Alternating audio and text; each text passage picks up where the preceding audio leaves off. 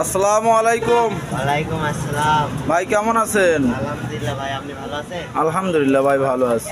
তো যাই হোক ভাই, আপনি ছেলে মানুষে মাছ কুটিচ্ছেন, ঘটনা কি? আমার ওস্তাদে অর্ডার দিয়েছে, দেখি এখন কোটা লাগি। ওস্তাদ মানে এই হোটেলের মালিকে? ও আচ্ছা আচ্ছা, খুব ভালো। তো যাই হোক, আপনি রান্না বাড়া কেমন করেন? আমার ছাড়া এই হোটেলে রান্নাই হয় না।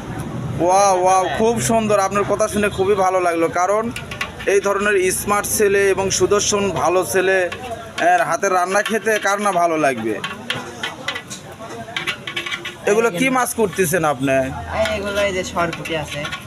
সরপুটি? ও, পুঁটিগুলো খুব সুন্দর এবং খুব ভালো লাগতেছে। দেখেন কত সুন্দর পরিষ্কার এবং পরিচ্ছন্ন করে সে পোড়া বাছা করতেছে, একদম নিখুঁতভাবে, কোনো প্রকারের কোনো ময়লা টয়লা নাই। তো যাই হোক, খুবই ভালো লাগলো। তো যাই হোক, এই 9 মাইল এই হোটেলের, এই চান ভাইয়ের হোটেলের রান্নার একটা সুনাম আছে। তো এই রান্নাগুলো আপনি করে থাকেন না? হ্যাঁ, আমি করি। খুবই ভালো লাগলো ভাইয়া, খুবই ভালো লাগলো। তো যাই হোক, আপনি কি বিয়ে শাদী করছেন? না, এখনো বিয়ে শাদী করিনি। বিয়ে শাদী করেন নাই? তো বিয়ে শাদী করার ইচ্ছা আছে নাকি আরও কিছুদিন কাজ কাম করবেন? আরো 10-15 বছর পরে করার ইচ্ছা আছে। 10-15 বছর? তার মানে আপনি সফলতায় পৌঁছানোর পরে যে হয়তো বিয়ে শাদী করবেন, এই ধরনের চিন্তা ভাবনা? এটাই।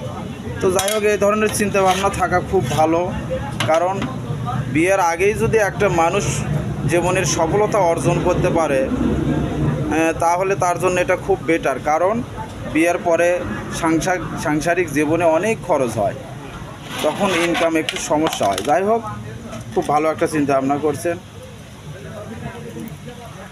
তো যাই হোক, আজকে হোটেলে কি কি রান্না হচ্ছে? আজকে গরুর গোস্ত হয়েছে, পট ভাজি আছে, মাছ ভাজি আছে, বেগুন ভাজি আছে, ডিম আছে, ভর্তা আছে, ছোট মাছের কুরকুরে আছে, অনেক রকমের আইটেম আছে। খুব ভালো, খুব ভালো।